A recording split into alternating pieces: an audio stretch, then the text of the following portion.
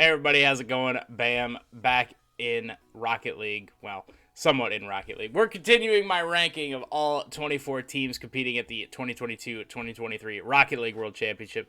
Today we're moving into the top 20.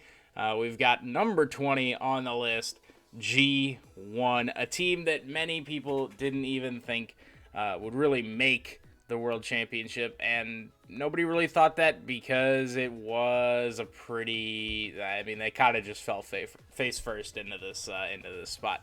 7th in Europe over the course of the year. They got 10th in spring, but Vitality, BDS, K-Corp, all those guys, they just dominated in Boston. They ended up getting enough cumulative points to shoot up the rankings.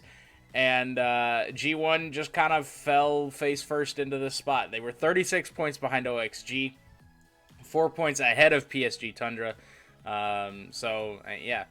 Trio of Atomic, Dorito, and Oli, along with their coach Bon, I believe is how you say his name. Not 100% sure on that. But, regardless, I don't really know what to make of this team, to be completely honest with you. They had poor results in spring. They had mixed results kind of the first two splits of the season. They made a major, then they didn't make a major, then they didn't make a major, but they still had just enough points, like I said, 4 more than PSG Tundra to make it to the World Championship, just in case Europe did something special at Boston, which they did.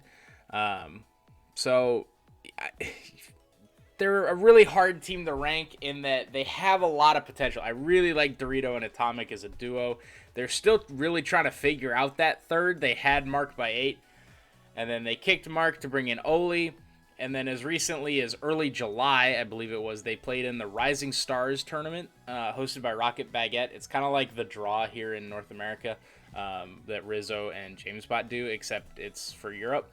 And they actually won that tournament, but Oli wasn't on the team when they played it. They played it with Dying, who I believe is another Spanish player, who I believe is on Monaco right now. And I think Monaco played with Stake or somebody, another Spanish player.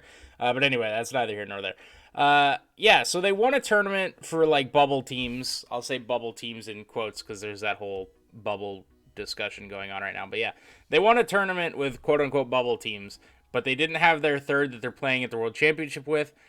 And they kind of finished low enough in Europe that I would expect them to be making a roster move. So similar to Gladiators and APAC, they've just got all these questions around them, poor performances, potential roster changes.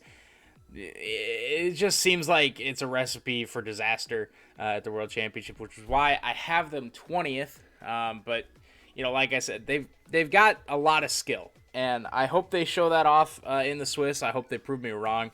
It's a really fun team to watch when they do pan out, when they do play well. They're a really fun team to watch. So let me know what you guys think. Is 20th too high, too low on G1? Let me know in the comments below. If you've liked this video, if you've liked any of the videos in the playlist that should be appearing on the screen somewhere on the bottom, be sure to watch the rest of those. If you've missed any of them, be sure to like the video if you enjoyed it. Subscribe so you never miss an upload. Make sure you click that bell icon. And I will see you guys later today for the number 19 ranked team in my rankings. It should be a good one. I'll see you then.